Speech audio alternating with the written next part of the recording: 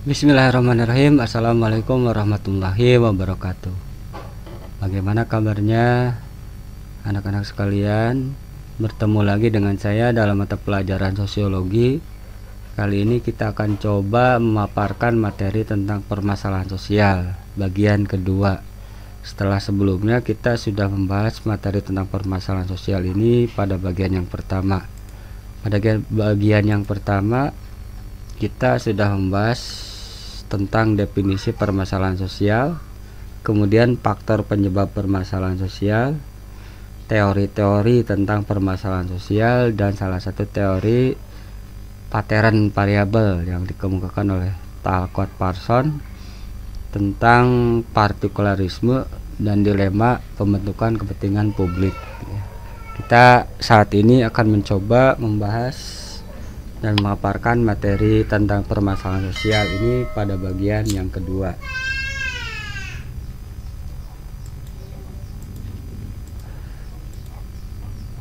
Pada bagian kedua kali ini kita akan membahas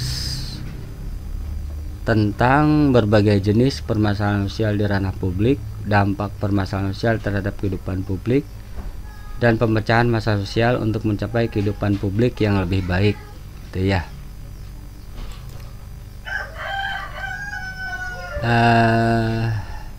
Dari ilustrasi gambar bisa kalian pahami ya kenapa gambar ini saya jadikan sebagai ilustrasi untuk menggambarkan permasalahan sosial dalam masyarakat ya. Bukankah hal yang wajar barangkali ya ke dalam benak kalian? Kenapa seperti itu?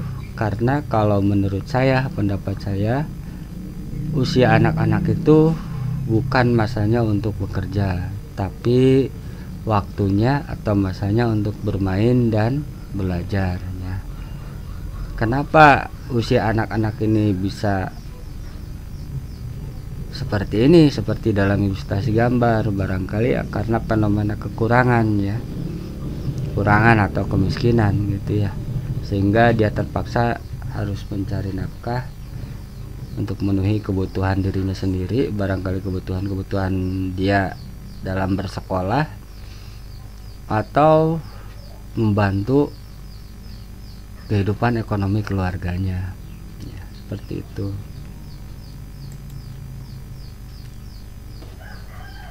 Berbagai jenis permasalahan sosial di ranah publik ya, berbagai jenis permasalahan sosial di ranah publik. Yang pertama, kemiskinan sebagai masalah sosial.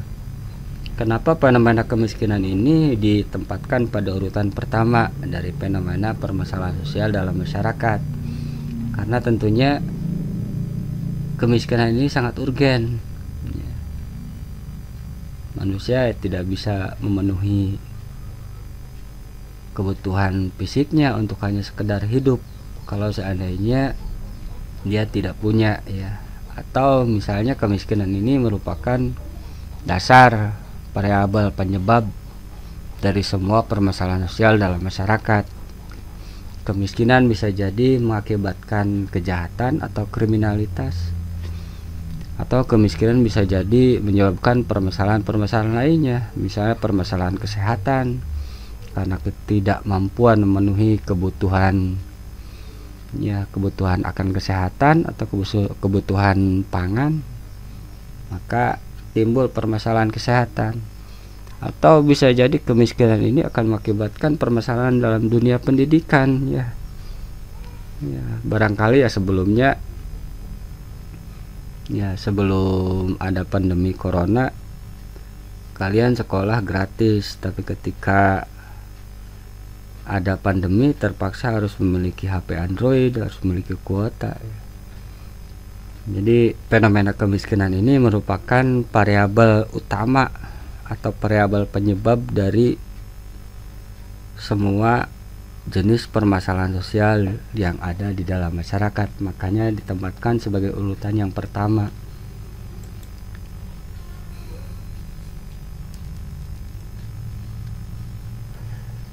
Secara sosiologis, masalah kemiskinan timbul akibat adanya lembaga kemasyarakatan di bidang ekonomi yang tidak berfungsi dengan baik ya. Jadi tentunya karena sosiologi mengkaji masyarakat sebagai sebuah sistem yang terdiri dari banyak ragam subsistem yang saling berhubungan atau saling mempengaruhi satu sama lain. Jadi secara sosiologis, fenomena kemiskinan ini disebabkan oleh salah satu bagian atau salah satu subsistem dari masyarakat tidak berfungsi atau tidak menjalankan fungsinya dengan baik, yaitu lembaga ekonomi ya. Lembaga ekonomi dalam masyarakat tidak berfungsi dengan baik sehingga kemudian mengakibatkan fenomena kemiskinan ya di dalam masyarakat. Itu menurut sosiologis, secara sosiologis. Bentuk-bentuk kemiskinan ya, ada ragam macam bentuk kemiskinan ya. Jadi yang namanya kemiskinan itu tidak hanya satu bentuk ya. Tidak bisa kita mengklaim satu keadaan sebagai keadaan kemiskinan ya. Tapi ada ragam macam bentuk kemiskinan. Di antaranya adalah secara sosial ekonomis ada dua bentuk kemiskinan, yaitu kemiskinan absolut dan kemiskinan relatif ya. Ada dua bentuk kemiskinan, yaitu kemiskinan absolut, kemiskinan tetap ya, kondisi miskin yang memang tetap ya, kondisi miskin yang betul-betul miskin ya, atau keadaan miskin yang tidak sanggup memelihara tubuhnya sendiri ya, asupan gizi, kalori, tentunya karena kemiskinan ya, tidak punya. Ini kemiskinan absolut. Kalau dalam agama disebut fakir miskin, orang yang berhak mendapatkan zakat ya. Ini kemiskinan absolut yang betul-betul berada di bawah garis kemiskinan ya, sampai tidak mampu memenuhi kebutuhan tubuhnya atau tidak bisa memelihara tubuhnya ya, karena kurangnya asupan gizi ya dan kalori, dan tidak punya. Ini fenomena kemiskinan itu orang yang betul-betul tidak memiliki apapun atau tidak punya ya. Dan kemiskinan relatif, kemiskinan relatif ini keadaan miskin yang tergantung kondisi atau keadaan miskin yang sifatnya kontekstual, tergantung kondisi ya. Barangkali di satu tempat, misalnya ketika kita ada di antara orang-orang kaya, kita jadi miskin. Tapi ketika kita berada di tengah-tengah orang miskin ya barangkali jadi kaya. Atau ketika saya mendiami perumahan elit ya tentu saya jadi miskin gitu ya, termasuk orang miskin. Tapi ketika saya tinggal di kampung ya, orang yang memiliki kehidupan relatif standar, barangkali ya saya tidak digolongkan sebagai orang miskin. Itu namanya kemiskinan relatif. Atau kemiskinan ini sangat tergantung kondisi. Satu ketika ya dia berada di atas standar garis kemiskinan, tapi karena kondisi ya, ekonomi tertentu dia turun berada di bawah garis kemiskinan ya, seperti itu. Ini kemiskinan relatif, ini kemiskinan yang rentan ya, orang yang rentan miskin, kadang-kadang berada di atas garis kemiskinan, satu ketika berada di bawah garis kemiskinan. Itu namanya kemiskinan relatif.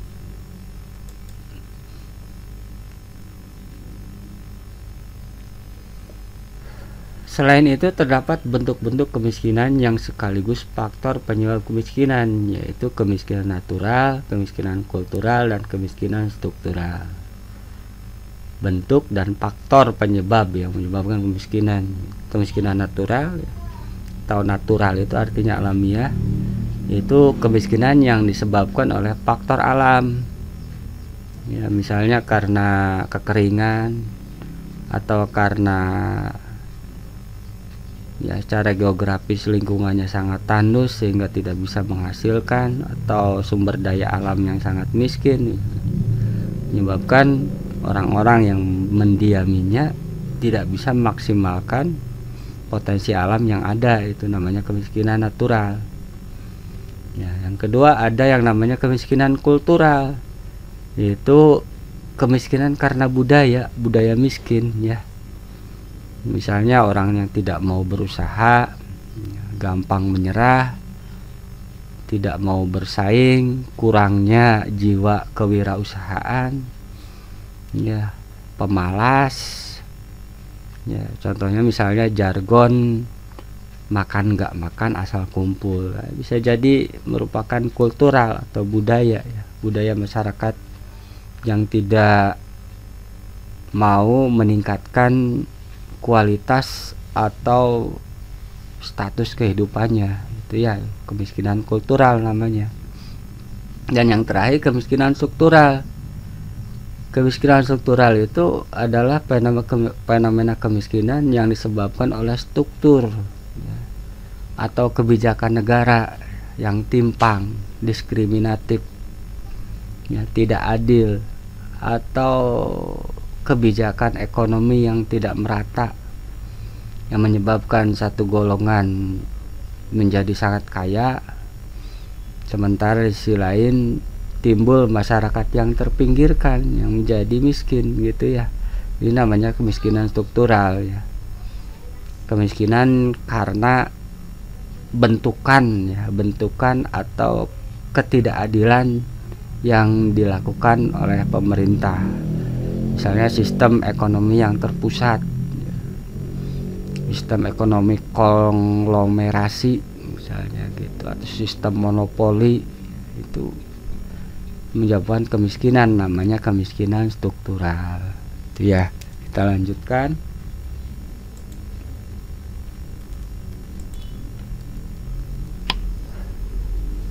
Faktor-faktor yang menyebabkan kemiskinan. Apa saja sih faktor yang menyebabkan kemiskinan?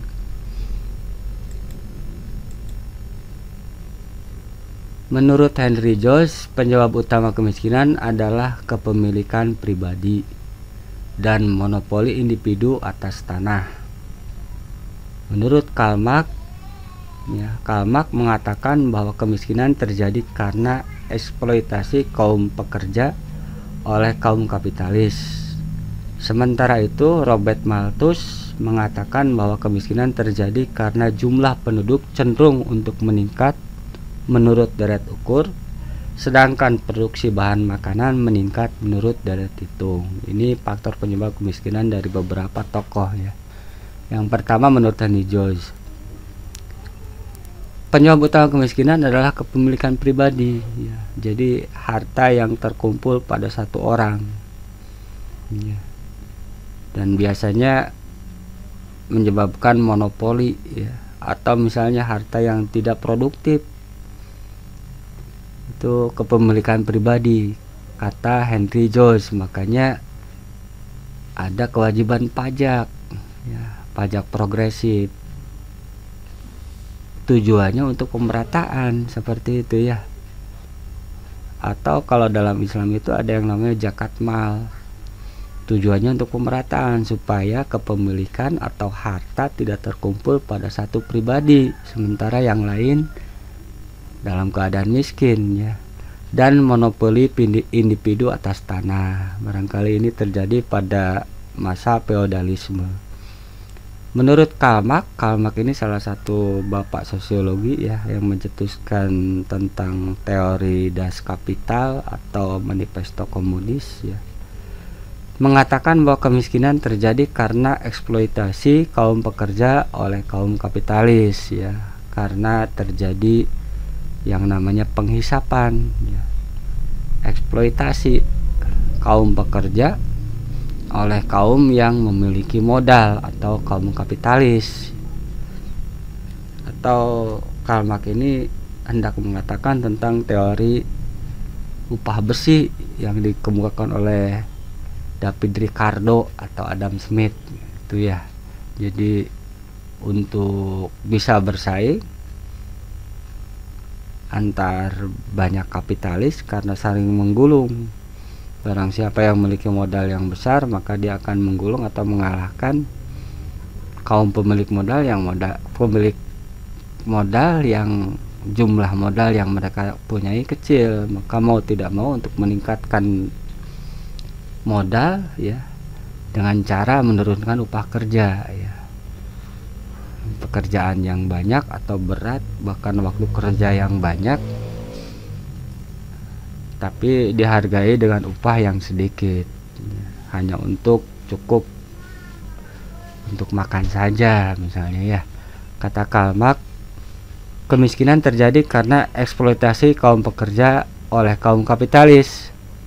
Sementara menurut Robert Malthus mengatakan bahwa kemiskinan terjadi karena jumlah penduduk cenderung meningkat menurut deret ukur. Jadi terjadi ledakan penduduk ya, setiap detik terjadi angka kelahiran. Sedangkan produksi bahan pangan ya, makanan meningkat menurut deret hitung ya. Ya, kita ambil salah satu contoh yang sederhana saja. Karena semakin banyaknya penduduk, tentunya semakin membutuhkan lahan untuk tempat tinggal. Yang sebelumnya ditanami padi misalnya untuk bahan pangan, jadikan perumahan, tentunya bukannya meningkat ya, bahan makanan, produksi bahan makanan malah makin menurun. Makanya menurut Robert Malthus, kemiskinan terjadi karena ledakan jumlah penduduk yang semakin banyak, sementara produksi bahan makanan berjalan lambat. Itu kata Robert Malthus sebagai penyebab kemiskinan.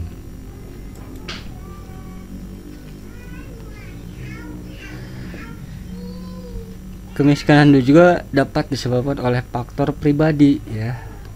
Jadi kemiskinan dapat disebabkan oleh faktor pribadi.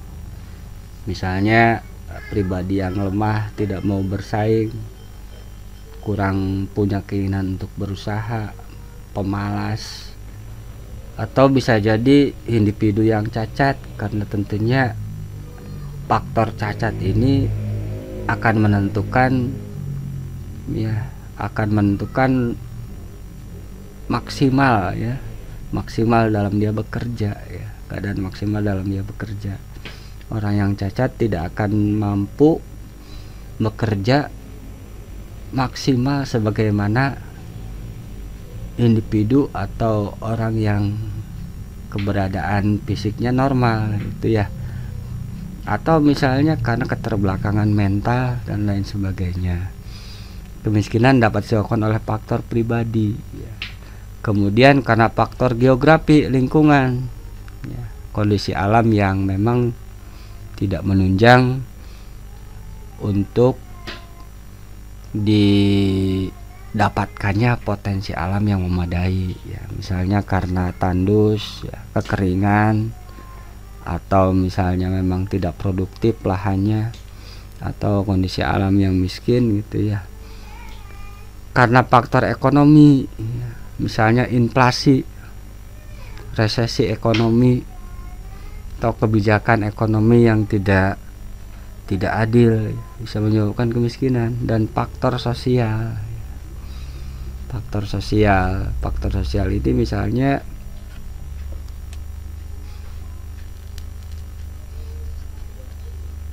ya, misalnya terjadi proses ya diskriminasi sosial dalam kehidupan kita, dalam bidang kesehatan, atau dalam misalnya pemenuhan kebutuhan akan pendidikan ya, yang cenderung meminggirkan orang-orang yang memang tidak punya. Akhirnya yang terjadi adalah pendidikan yang ada malah melanggengkan kelas-kelas sosial yang ada dalam masyarakat. Orang yang kaya karena mampu mendapatkan pendidikan yang baik akan tetap kaya, sementara mereka yang miskin karena memang keterbatasan ya, menyebabkan ya dia tetap dalam keadaan atau kondisi yang tidak punya atau miskin. Nah, faktor sosial dalam masyarakat.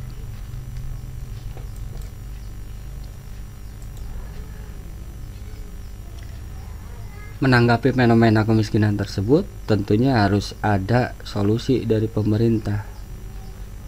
Bagaimana cara mengatasinya? Ya, kebijakan mengatasi kemiskinan.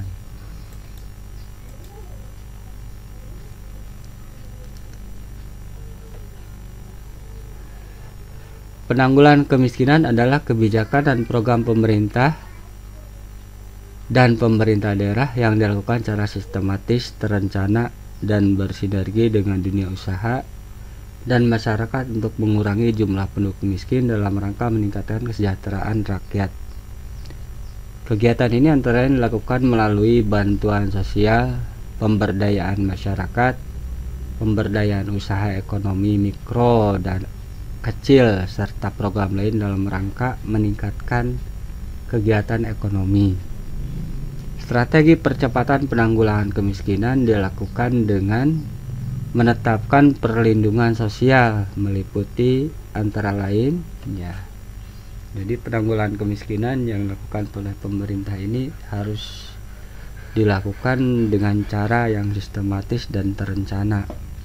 Tentunya harus melibatkan dunia usaha dan masyarakat itu sendiri. Tujuannya untuk mengurangi jumlah penduduk miskin dalam rangka meningkatkan kesejahteraan rakyat. Kegiatan tersebut diantaranya dilakukan dengan cara atau melalui bantuan sosial, bansos ya. Jadi harus betul, BLT itu harus betul ya, mengarah pada rakyat atau warga masyarakat yang memang betul-betul membutuhkan. Melalui pemberdayaan masyarakat ya, masyarakat yang sebelumnya tidak berdaya, karena tentunya rakyat kecil itu selalu dipinggirkan, merasa tidak berdaya ya, dalam segala hal, maka harus diberdayakan. Ini tugas dari pemerintah, pemberdayaan, membuat mereka merasa cakap atau merasa mampu meningkatkan kualitas kehidupannya melalui program pemberdayaan ini. Jangan sampai program pemberdayaan ini hanya memperkaya, malah memperkaya ini ya, golongan tertentu dalam masyarakat yang memang sudah kaya. Tujuan utama dari pemberdayaan ini tentunya memberdayakan masyarakat yang sebelumnya tidak berdaya atau tidak mampu. Pemberdayaan usaha ekonomi mikro dan kecil ya, dan menengah, serta program lain dalam rangka meningkatkan kegiatan ekonomi ya. Usaha kecil yang rentan sekali tergulung karena kondisi ekonomi atau persaingan harus diberdayakan, dilindungi oleh pemerintah. Penanggulangan kemiskinan dilakukan dengan mengatakan perlindungan sosial, dilindungi ya. Orang-orang kecil itu tentunya harus mendapatkan perlindungan khusus dari pemerintah supaya ya, kegiatan usahanya atau keberadaan dirinya tidak tersalip, tidak tertindih oleh mereka yang memang secara ekonomi mampu ya. Strategi percepatan penanggulangan kemiskinan dilakukan dengan menetapkan perlindungan sosial meliputi antara lain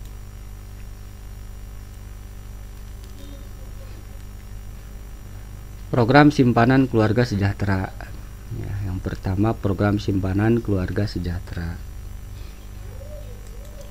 Kemudian program Indonesia Pintar ya. Program Indonesia Sehat ya. Kartu Indonesia Sehat ya. Ini harus tepat sasaran, jangan sampai salah sasaran ya. Ini yang selama ini kenapa fenomena kemiskinan di Indonesia ini tidak ini, karena bersandingan dengan fenomena korupsi, kolusi, dan nepotisme, sehingga setiap kebijakan yang dikeluarkan pemerintah selalu saja menemui jalan buntu gitu ya, jalan buntu atau tidak kurang begitu signifikan terhadap masyarakat yang memang membutuhkan, seperti itu.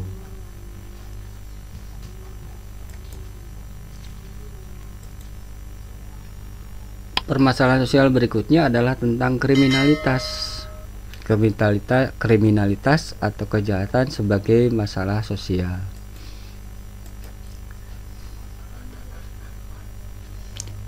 Kriminalitas adalah salah satu bentuk penyimpangan, khususnya perilaku yang melanggar hukum pidana tertentu. Demikian tidak semua penyimpangan adalah kejahatan. Jadi yang namanya kriminalitas itu adalah fenomena menyimpang dan penyimpangan tersebut sudah melanggar hukum terutama hukum pidana, itu namanya kriminalitas. Banyak sekali fenomena penyimpangan dalam masyarakat kita atau dalam kehidupan keseharian kita, tapi tidak digolongkan sebagai tindak kejahatan karena tidak melanggar hukum pidana gitu ya. Selama tidak melanggar hukum pidana atau KUHP yang berlaku, maka penyimpangannya ada tidak bisa digolongkan sebagai kejahatan atau kriminalitas. Suatu penyimpangan digolongkan sebagai kejahatan atau kriminalitas kalau sudah melanggar hukum pidana atau KUHP. Penyimpangan menjadi kejahatan ketika lembaga kemasyarakatan menunjuk penyimpangan tersebut sebagai perilaku yang melanggar hukum atau undang-undang.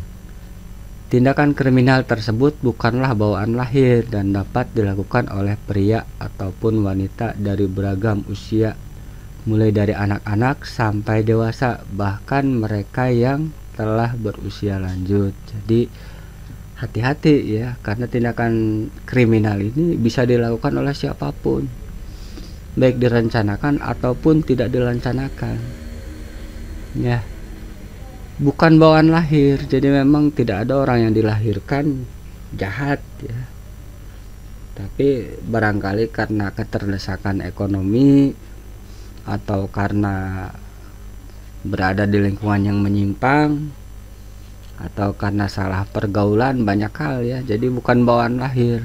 Tindakan kejahatan, tindakan kriminal ini bukan bawaan lahir, jadi tidak ada orang yang dilahirkan jahat. Bisa dilakukan oleh pria ataupun wanita dari beragam usia, mulai dari anak-anak sampai dewasa, bahkan mereka yang telah berusia lanjut. Ya, kejahatan, jenis-jenis kejahatan ya, ada kejahatan kerah putih, white collar crime. Nah ini, jadi kejahatan kerah putih itu adalah kejahatan yang dilakukan oleh orang-orang yang memiliki kedudukan dalam masyarakat, makanya disebut kerah putih. Sosiolog menggunakan istilah kerah putih atau kejahatan elit untuk mengacu pada kegiatan kriminal oleh orang-orang dari status sosial yang tinggi yang melakukan kejahatan dalam konteks pekerjaan mereka. Banyak ahli mengatakan bahwa tipe kejahatan ini merupakan dampak dari proses perkembangan ekonomi yang terlalu cepat, yang menekankan pada aspek material belaka. Pada awalnya gejala ini disebut business crime atau economic criminality. Jadi kejahatan kerah putih ini adalah kejahatan yang dilakukan oleh orang yang memiliki status yang tinggi dalam kedudukannya, bisa jadi korupsi ya, itu fenomena kejahatan kerah putih. Kejahatan yang dilakukan oleh orang-orang yang memang memiliki kedudukan terhormat di masyarakat, itu namanya fenomena kejahatan yang dinamakan kejahatan kerah putih atau white collar crime. Fenomena kejahatan ini terjadi karena perkembangan ekonomi yang cepat ya, perkembangan ekonomi yang cepat yang hanya menekankan pada aspek material ya, materialisme. Maka orang terdorong melakukan tindakan kejahatan, barangkali karena gaya atau karena ingin disebut sebagai pejabat dihormati ya, atau karena gaya hidup yang memang wah elit ya. Ini kejahatan kerah putih, kejahatan yang dilakukan oleh orang-orang yang memiliki kedudukan terhormat di dalam masyarakat ya, yang disebabkan kejahatan kerah putih ini disebabkan oleh pertumbuhan ekonomi yang cepat yang hanya menekankan pada aspek material, materialisme belaka. Faktor yang menyebabkan kriminalitas atau kejahatan, apa saja sih faktor yang menyebabkan kejahatan? Terjadinya perubahan sosial, ekonomi, dan politik. Karena adanya perubahan tentunya ya, perubahan yang terjadi di bidang sosial ya, hubungan antar individu, barangkali bidang ekonomi ya, karena resesi ekonomi atau inflasi, krisis ya, karena politik ya, di bidang politik misalnya ya, karena kekuasaan yang cenderung tidak terbatas ya, atau kekuasaan yang malah menguasai hukum ya. Faktor kriminalitas atau kejahatan terjadi karena ya, perubahan. Yang pertama terjadi perubahan sosial, bidang sosial, ekonomi dan politik. Di bidang sosial misalnya ya fenomena gaya-gayaan, tren, mode, banyak hal, sehingga setiap individu dituntut untuk memenuhi kebutuhan yang memang sangat tinggi gitu ya. Dalam bidang ekonomi karena krisis, barangkali krisis ekonomi. Dalam bidang politik misalnya terjadi karena ketidakadilan atau karena memang kebijakan politik yang hanya mengutamakan golongan tertentu yang tidak adil ya, atau bisa jadi karena kekuasaan yang tidak terbatas yang malah menguasai bidang hukum yang seharusnya menjadi supremasi ya, di atas kekuasaan politik.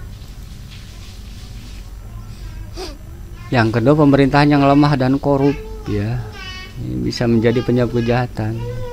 Pemerintah yang tidak bisa atau tidak sanggup menegakkan wibawanya ya, terutama wibawa hukum. Ini terjadi karena pemerintahannya yang korup, sehingga masyarakat sudah kehilangan kepercayaan terhadap hukum dan pemerintahan. Maka muncul fenomena kejahatan di mana-mana. Masalah kependudukan dan kesulitan ekonomi ya, tentu penduduk yang semakin banyak dan ekonomi tentunya ketika penduduk yang semakin banyak, persaingan untuk mendapatkan kehidupannya lebih layak juga menjadi lebih besar atau lebih sulit ya. Kesulitan ekonomi sudah saya sebutkan di awal karena barangkali fenomena kemiskinan. Sikap mental yang keliru ya, yang tidak mau susah, mau senang instan, bisa jadi pemicu dia berbuat jahat ya. Sikap mental yang keliru.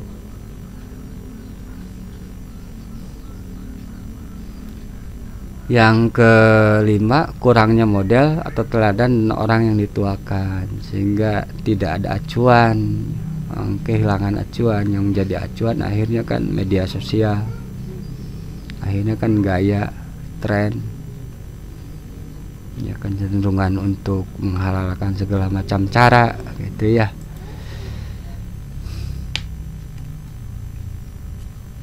Surjono Sukanto menyatakan bahwa tindakan kriminal disebabkan oleh kondisi-kondisi dan proses-proses sosial yang menghasilkan perilaku-perilaku sosial lainnya, seperti proses imitasi, persaingan, dan pertentangan kebudayaan.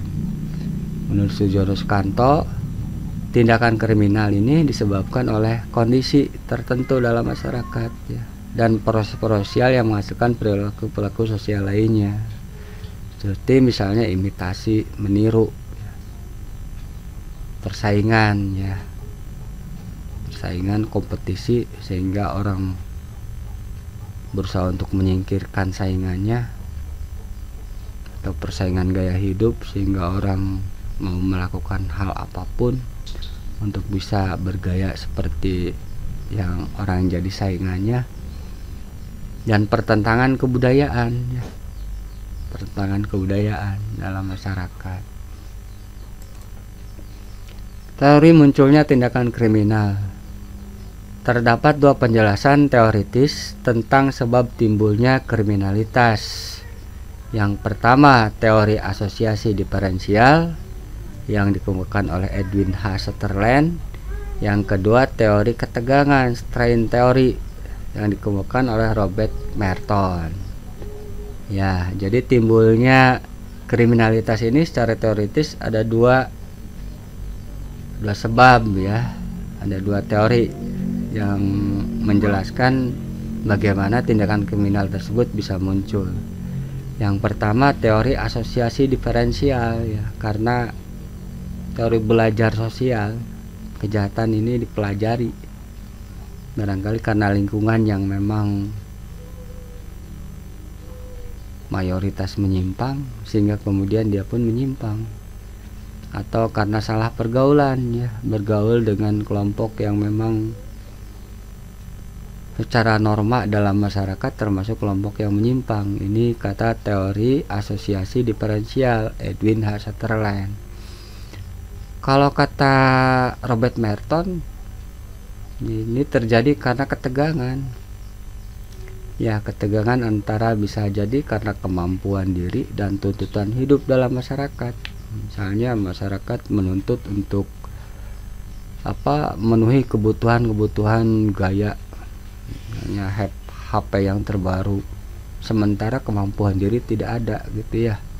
Ini timbul ketegangan, kondisi yang memang strain ya, tegang. Atau bisa jadi karena ini ya, karena sistem yang mengalami proses anomi atau anomali, maka timbul yang namanya penyimpangan, kata Robert Merton ini. Jadi sistem yang memang tidak menghargai prestasi ya. Contohnya misalnya satu kelompok ya, dimana ketua kelompok ini hanya menghargai orang yang bisa menyilat dirinya, bukan orang yang mau berprestasi ya, menunjukkan kemampuannya. Otomatis orang yang memang dia merasa mampu tapi ternyata disingkirkan akan cenderung melakukan tindakan kriminal. Ini kata Robert Merton ya, karena sistem yang anomali. Bagaimana cara menanggulangi kriminalitas? Karena kriminalitas ini tentunya menimbulkan perasaan tidak nyaman ya, tidak tentram dalam masyarakat, maka harus tanggulangi ya. Ini digambar ya, bisa kalian pahami. Penanggulangan segala bentuk tindakan kriminal dapat dilakukan dengan cara preventif sebelum kejadian atau represif setelah kejadian. Jadi menanggulangi tindakan kriminalitas itu bisa dilakukan dengan cara mencegahnya sebelum terjadi, misalnya melalui penyuluhan atau sosialisasi norma dalam masyarakat atau aturan. Misalnya penyuluhan tentang bahaya narkoba ya, penyuluhan tentang bahaya penyakit HIV atau AIDS, atau misalnya sekarang itu penyuluhan tentang harus memakai masker gitu ya, atau penyuluhan tentang bahaya siswa tawuran sebelum terjadi ya. Diadakan sosialisasi, pemberitahuan ya, penyuluhan ya, tujuannya untuk mencegah supaya tidak terjadi tindakan kriminalitas. Yang kedua, yang tadi preventif mencegah, yang kedua menanggulangi represif. Kalau yang tadi mencegah sebelum terjadi, kalau yang ini setelah terjadi. Kalau setelah terjadi ya harus tanggulangi, ditangkap, di penjara ya. Ini cara atau upaya penanggulangan tindakan kejahatan dalam masyarakat. Kesenjangan sosial ekonomi sebagai masalah sosial berikutnya ya. Kesenjangan sosial ekonomi sebagai masalah sosial. Senjang ya, digambar kalau bisa kalian lihat, orang yang mengais-ngais sampah untuk mendapatkan uang ya, kebutuhan makannya. Kesenjangan sosial ekonomi sebagai masalah sosial. Senjang itu artinya jarak yang sangat jauh ya. Yang satu kaya sekali, perbedaan yang sangat mencolok ya. Yang satu miskin sekali. Senjang ya. Senjang itu artinya tidak simetris, tidak enak kalau dilihat, itu namanya senjang ya. Tidak simetris, tidak rata. Yang satu sangat tinggi, yang satu sangat rendah, itu namanya kesenjangan sosial ekonomi sebagai masalah sosial. Kesenjangan sosial ekonomi mengacu pada kontras tuh. Kontras itu sangat kelihatan antara kondisi ekonomi orang yang berbeda atau kelompok yang berbeda dalam masyarakat yang melaksanakan pembangunan atau modernisasi. Semakin besar perbedaan untuk mendapatkan kesempatan tersebut, semakin besar pula tingkat kesenjangan sosial ekonomi yang terjadi di masyarakat. Demikian sebaliknya, jadi kesenjangan yang ada itu terjadi karena perbedaan kesempatan ya, atau tidak adil, yang satu dikasih kesempatan yang lain tidak ya. Yang satu ya sudah jalan 1 meter, yang satu baru start, itu mengakibatkan kesenjangan. Mengacu pada kontras mencolok ya, kondisi yang sangat kelihatan antara kondisi ekonomi orang yang berbeda atau kelompok yang berbeda dalam masyarakat yang melaksanakan pembangunan atau modernisasi. Semakin besar perbedaan tersebut ya, yang satu dikasih kesempatan yang banyak bahkan berlebihan, yang lain tidak dikasih kesempatan. Semakin besar perbedaan untuk mendapatkan kesempatan tersebut, semakin besar pula tingkat kesenjangan sosial ekonomi yang terjadi di masyarakat. Demikian sebaliknya ya, jadi perlu adanya kesamaan kesempatan. Kalau satu tes ya tes semua ya, jangan sampai testing itu yang satu udah ada pesanan misalnya ya, atau misalnya nah ini berkaitan nepotisme, yang satu diterima karena punya keluarga, atau yang satu diperlakukan dengan fasilitas yang luar biasa, dilayani di rumah sakit ya, ketika sakit yang satu dicuekan karena pakai BPJS misalnya ya, seperti itu.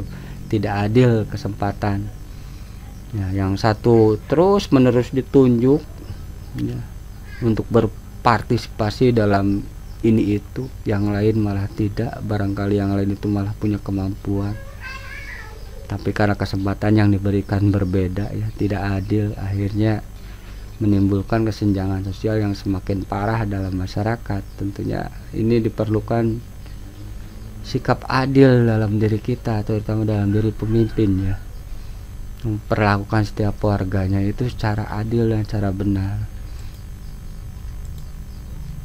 Faktor penyebab kesenjangan ekonomi. Apa sih yang menyebabkan kesenjangan sosial ekonomi dalam masyarakat?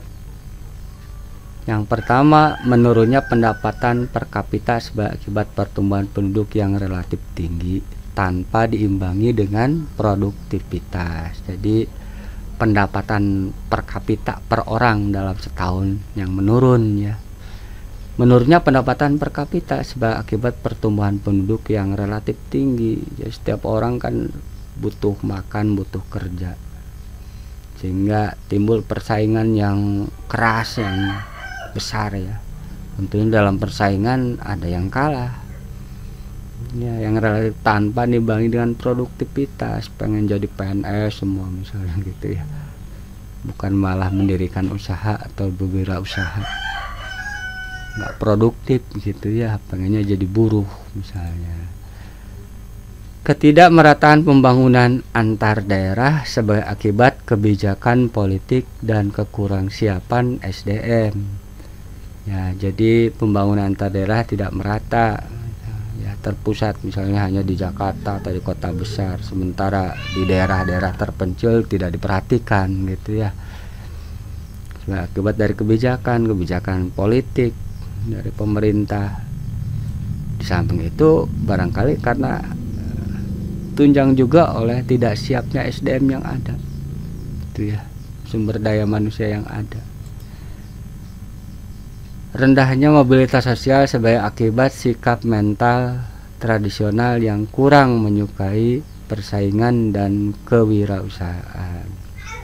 Mobilitas sosial itu keinginan untuk menaikkan status kehidupannya.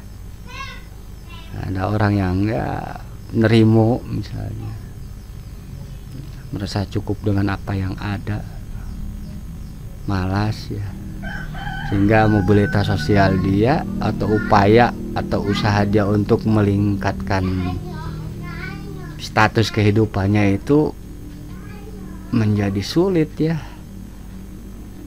Sikap mental tradisional yang kurang menyukai persaingan, nggak suka bersaing, karena lemah ya, lemah dan kewirausahaan, jiwa usaha ya, kemampuan untuk berusaha mandiri, upaya mengatasi kesenjangan sosial ya, bagaimana cara mengatasi kesenjangan sosial dalam masyarakat ya, tentunya karena dalam jangka panjang akan mengakibatkan timbulnya yang namanya kecemburuan sosial ya. Kecemburuan sosial akan mengakibatkan ya konflik sosial dalam masyarakat. Kunci utama bagi upaya mengatasi kesenjangan sosial ekonomi adalah memberi akses, kasih akses kepada setiap anggota masyarakat untuk menikmati dan memanfaatkan berbagai fasilitas sosial, serta memberi kesempatan untuk mengembangkan dan meningkatkan perekonomiannya. Adil, jadi kuncinya mah adil, setiap orang kasih kesempatan yang sama, beri akses, terutama fasilitas yang disediakan oleh pemerintah. Jangan hanya dinikmati oleh golongan tertentu saja dalam masyarakat. Kasih kesempatan juga untuk mengembangkan dan meningkatkan perekonomian hidupnya. Berikutnya, ketidakadilan sebagai masalah sosial. Ya, permasalahan sosial berikutnya adalah fenomena ketidakadilan. Ketidakadilan sebagai permasalahan sosial. Gak adil itu berarti ya tidak adil, tidak sesuai dengan sila kedua dalam Pancasila. Nah, ini digambar pasien yang kaya diperlakukan luar biasa, pasien yang miskin ya meskipun ya ada ya, dalam kenyataannya ya seperti ini. Kalian juga barangkali pernah ngalamin ya.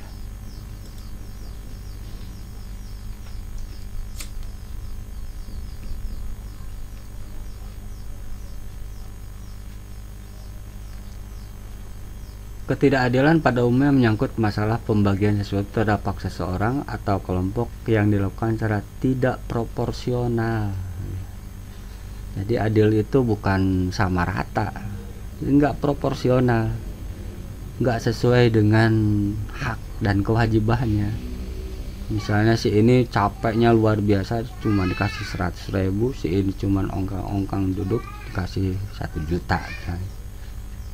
Enggak proporsional, enggak mempertimbangkan kemampuan, keahlian gitu ya. Jadi yang namanya adil itu bukan sama rata, tapi ya sesuaikan dengan kebutuhan dia, ya, sesuaikan dengan ya skill kemampuan dia.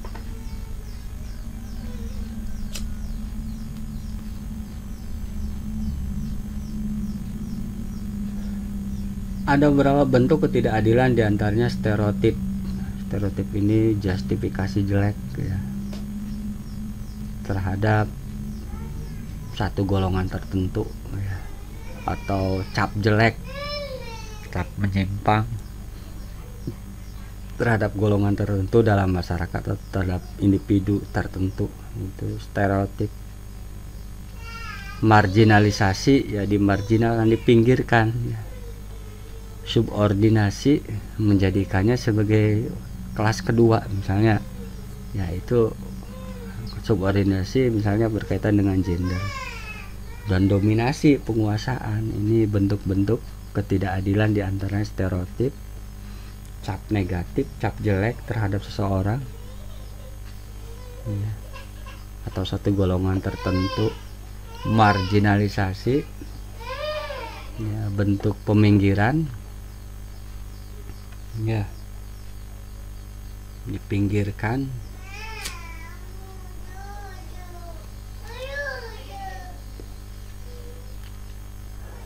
Disisihkan dalam persaingan misalnya ya, atau dipandang sebelah mata. Subordinasi itu menjadikannya sebagai nomor 2. Contoh subordinasi itu contohnya gender ya, dan dominasi itu penguasaan.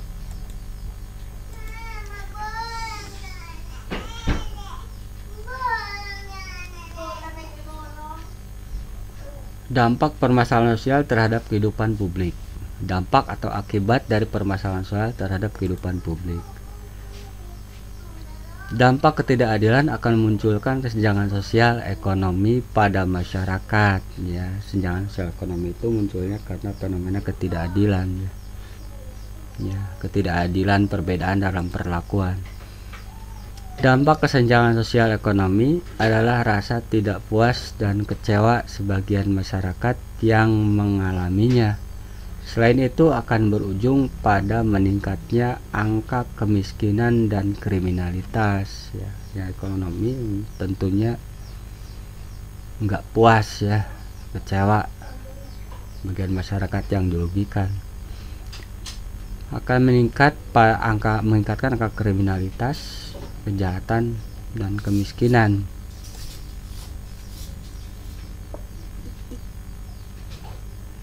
Dampak dari kemiskinan itu sendiri antara lain meningkatkan angka putus sekolah tuh kan, dan menurunnya tingkat kesehatan masyarakat karena tidak mampu memenuhi kebutuhan kesehatan ya. Di antaranya kebutuhan akan gizi atau pelayanan kesehatan yang mahal. Kriminalitas berakibat rusaknya tatanan kehidupan masyarakat karena ada pihak-pihak yang dirugikan, mengganggu stabilitas nasional dan mengganggu keamanan. Selain itu, kejahatan berat seperti korupsi, terorisme, pengedaran narkoba dapat merusak serta menghancurkan eksistensi bangsa dan negara.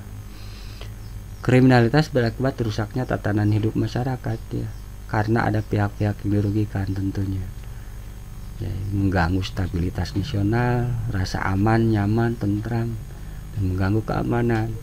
Selain itu, kejahatan berat seperti korupsi, terorisme, pengedaran narkoba dapat merusak serta menghancurkan keberadaan sebuah bangsa dan negara.